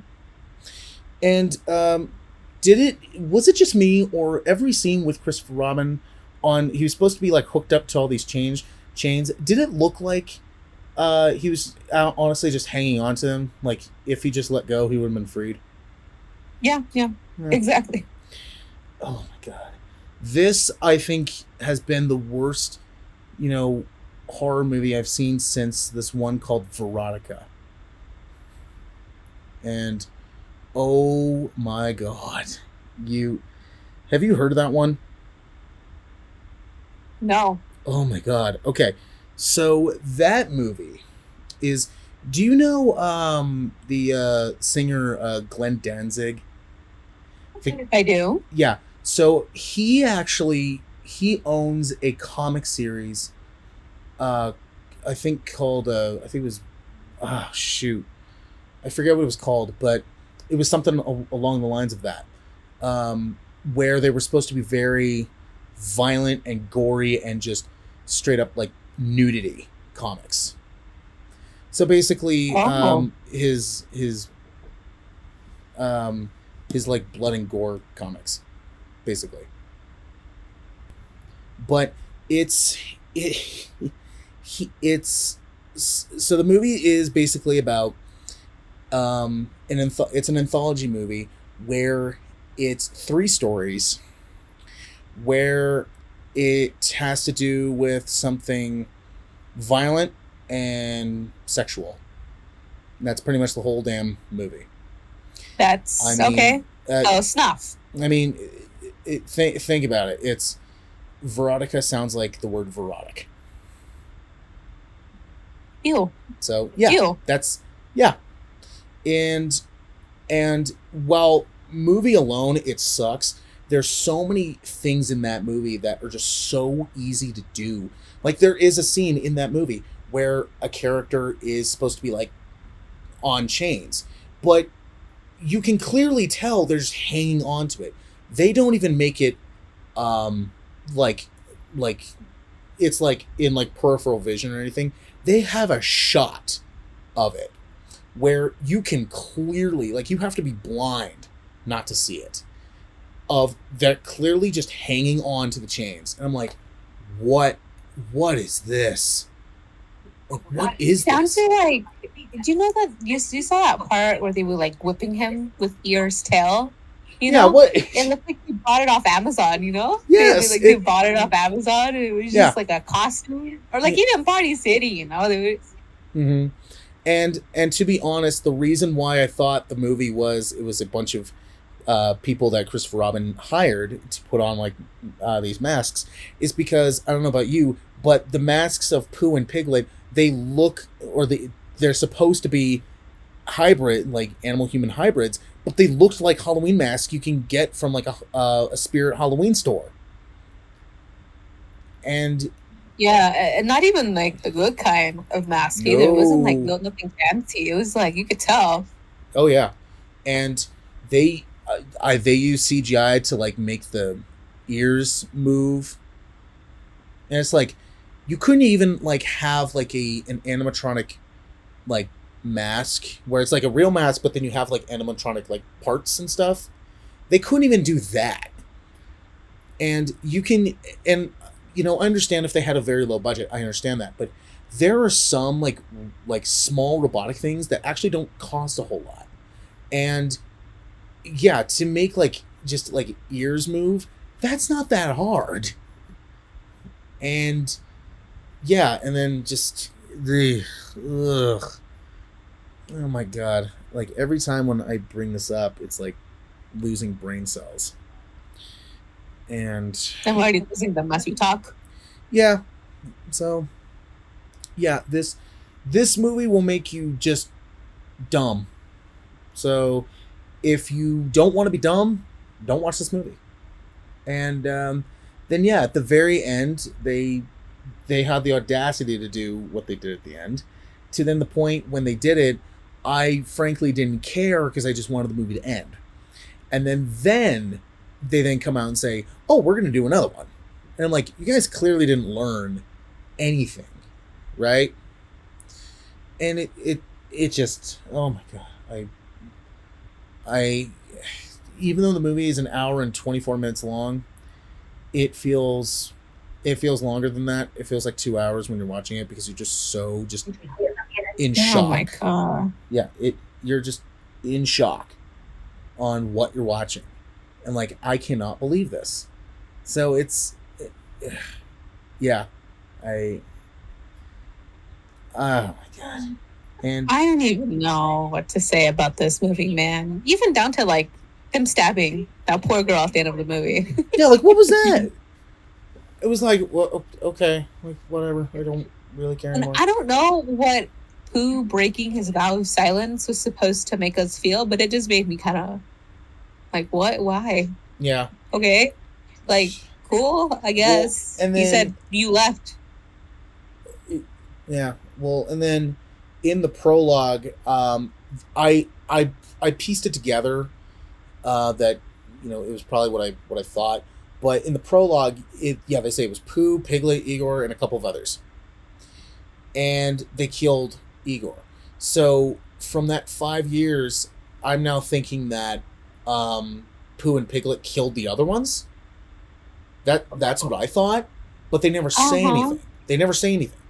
So you're left with, I think it was 4 or 5 of them. I think it was 5 of them. 5. It was the owl, the rabbit, Igor, Piglet, Pooh, and Piglet. Pooh. Yeah, Yeah, so yeah. Yeah, it was 5 of them. Is that when you time jump, yeah, they set up like, okay, they killed Igor, okay, there's 4 left. But then when they time jump, you only see Pooh and Piglet. And like, okay, I probably pieced it together that they killed the owl and rabbit. But they didn't say anything. Even if something so small, like you see like bones, and they look suspiciously almost like owl and rabbit bones. Okay, there it is. But they don't really say anything. So it's all that like continuity that they just throw right out the damn window. And it just makes no sense. And it almost feels like hey, wouldn't it be cool if we did this? Hey, wouldn't it be cool if we did this? But they don't realize that it doesn't connect. Yeah. I don't even know what was going on at the time in that movie. I'll be honest with you. Just everything just was so bad. Gory, yes. Gory was to the point where even I was like, aren't you guys taking this a little too far? But, well, and then even the gore, like it's like they spent like $100 and they bought supplies at Party City and they wasted it all on one shot. And they went, oh no, we don't have any more gore. Fuck it, do it in post. it's so bad. It's just so bad. I don't even know what to tell you. And also, what was Piglet's mask? It was just a pig. He looked more like a boar. In my opinion, I feel like they would have done so much more better had they used actual costumes. Pooh's was fine. Piglet's was just a pig, like an actual pig, like a boar. You're right. Yeah, it looked like a boar. So it was like, okay, and yeah, it was just like whatever. I don't care about this anymore. But yeah, so if we want to hit to conclusion, so we can, stop talking about this monstrosity. Okay. This is one of the worst pieces of shit I've ever seen. Like I said, this is the worst new horror movie that I'd seen since Veronica, which came out I think 2019, 2020 or something like that. Yeah. Don't watch that one.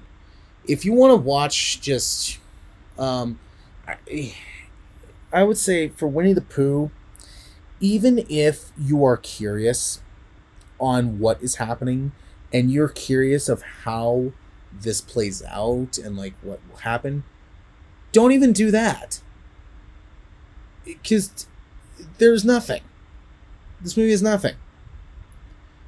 And oh my god, I've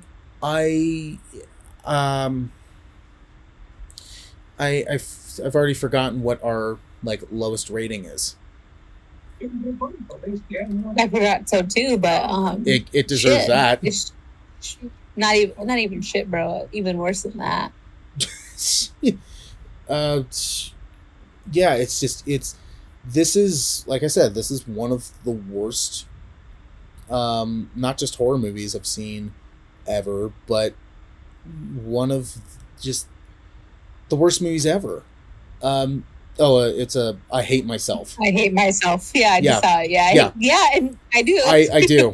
Yeah. So, I mean, I hate myself because I saw all these warnings and all these warning signs, and they were in my face, and I basically backed them all away and still watched this.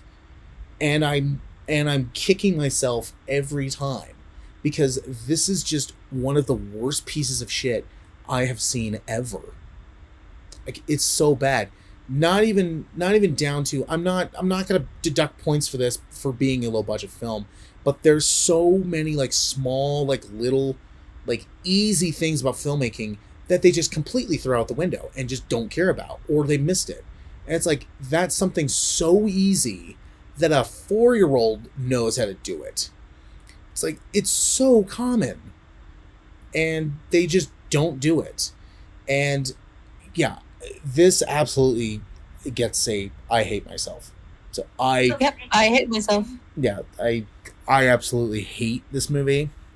I think it needs to go away. The fact that they're doing a second one proves that they have not learned, proves that all those bonks to the head that this movie has gotten hasn't given them amnesia. And they're like, oh, that's actually a good thing. Let's continue to do more. No, I think you guys should just stop it. And the director, who is also the person that wrote the screenplay and who also edited the whole movie, needs to stop. All right, because the last thing I need to hear is that you're gonna make a third one and then a fourth one. No. You know. No.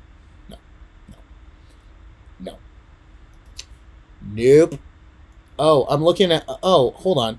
I'm looking at some of the other things he's known for. Well, let's see. Let's see what he's got. He's known for Winnie the Pooh, Blood and Honey, Winnie the Pooh, Blood and Honey 2. Looks like he's going to be a producer and maybe a director on. Just producer on Peter Pan's Neverland Nightmare. God forbid. The Loch Ness Horror, Snake Hotel, Sky Monster, Fire NATO, Dinosaur Hotel 2, Summoning Bloody Mary 2, The Killer Tree, Return of Krampus, Curse of Jack Frost, Dragon Fury, Wrath of Fire, Kingdom of the Dinosaurs, Shockwaves, Croc, Looks Can Kill. Do I have to continue? No, I can just tell you one thing is who are you and why are you doing so much? Well, why are you just doing so much crap? Exactly. I have not heard of any of these. Well, that's probably a good thing. No. Yeah. Yeah. Whatever. I mean, sure, it's a lot of movies. And he's produced a lot of things.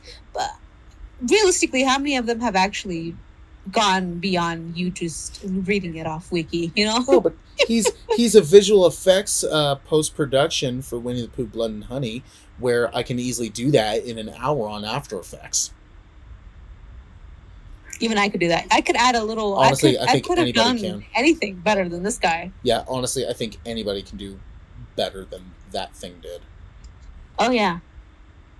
So, yeah, no, this was absolutely terrible. Yeah, I hate myself for persuading myself into watching it, and I now just hate myself for doing that. And when the second one comes out, count me out on that one, and I'm not going to do that one. I don't even think you can pay me to watch this again. Like, I'll say no to it. So, yeah. Not unless we have like a drinking contest to it, then maybe you'll consider it. Mm-hmm. Oh my god, I'm already seeing like photos of the second one, and now they almost look like furry creatures. Oh, they thought that they could improve the costumes. Oh, yeah, fuck off. Just screw right off.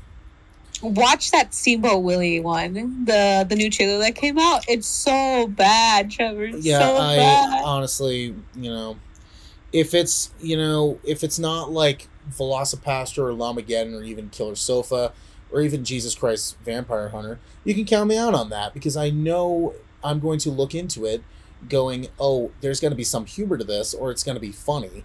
And unlike those other ones, those were actually like legitimately funny, and I had a good time watching them. This one I didn't. And that Steamboat Willie one looks exactly the same.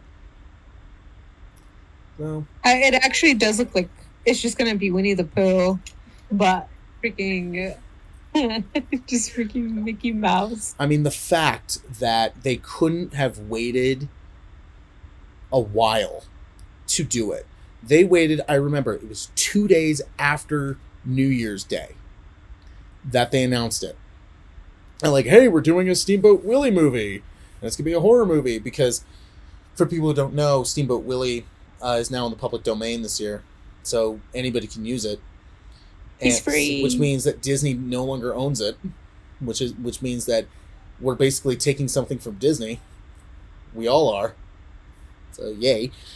But it was 2 days later, after New Year's Day, and after it was announced that Steamboat Willie was now officially in the public domain, when, let's do a Steamboat Willie movie. And why? Because we feel like it. Well, Yeah. No, I don't. I hate those so much. I hate people. Me too. And it's not even all about Steamboat Willie either. The whole premise of the movie is just that it's a killer dressed as Mickey Mouse. So there you go. That's it. Oh, so they're actually doing what I thought Winnie the Pooh, Blood and Honey was going to do, but actually is going to do it, but instead it's going to be someone that is dressed up as Steamboat Willie. Basically, it's or called pretty Mickey's much Mousetrap, like an and older it's- version of Mickey Mouse, but okay. Oh, I mean, yeah, This but we'll is see what when happens, because that's what they said that it was going to be centered around, was that, it's just a group of people trapped inside an arcade, and they're going to be hunted I heard it by a was cruise killer ship. dressed up as Mickey. Oh, I thought it was going to be a cruise ship from the way that I saw pictures of it, because I thought so too. I was looking at it going like, this is reminding me a lot of Friday the 13th, Jason Takes Manhattan, where 75% of that movie takes place on a damn cruise ship. And then the last 25% takes place in Manhattan. It was Canada, but it was Manhattan in the movie. But, except for the scene in Times Square, which was cool. But it was just like, what are you doing? If you're going to make a movie called Jason Takes Manhattan, make it in New York. Don't make it on a damn cruise ship the entire movie. That's crazy. Why would you even name it that if you're not going to actually show us the other half of the title, Money, money, money, money, money, money, money, money, money, money, money. Fair enough. So actually, real quick, speaking of money, did you hear, like, the internet's going crazy over, they think that Mr. Krabs from SpongeBob is actually dead? No way. Yeah, the internet's going crazy over that. Not seen that. No, Mr. Krabs is not dead. It's not. People are convincing themselves that he is, and trying to figure out, how did he die? And I'm just slapping myself in the forehead going, really? Are you kidding me? Like, no. Like, every time when I look at, like, Facebook, I see some new stupid thing about it. Where it's like, oh, we found this about him. Apparently he did this. And, like, he did this. I'm like, do I look like I care?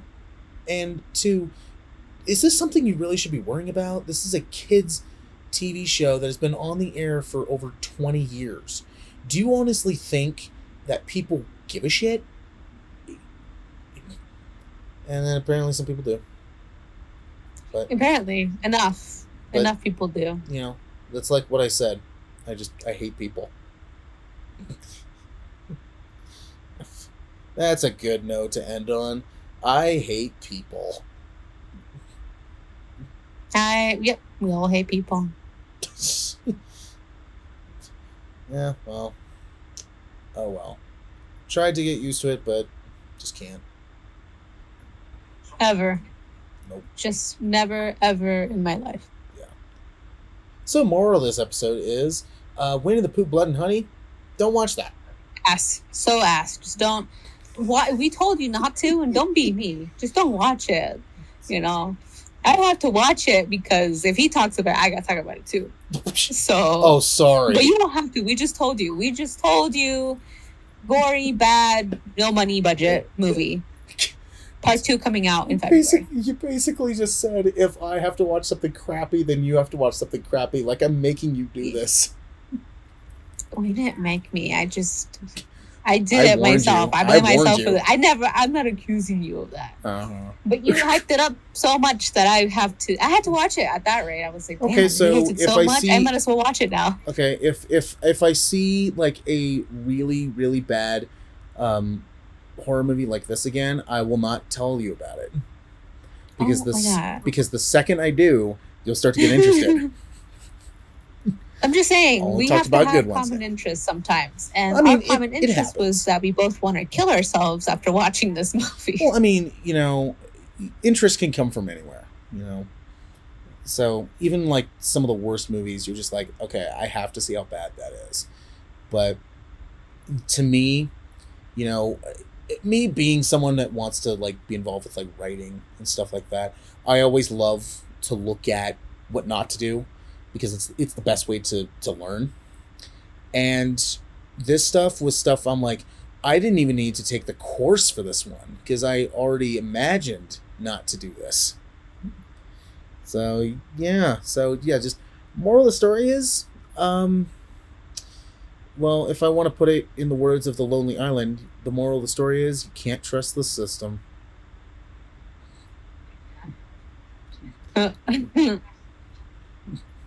So, I yeah. hate myself. I hate it so much. I hate it so much. Oh, sorry. I got no words. So, yeah, avoid it. But, you know, do what you want. It's your life. Thanks for listening. Follow us on social. Listen to full shows on YouTube, Spotify, and Apple Podcasts. Subscribe to the Cinematic Duo YouTube channel. Thanks again for listening.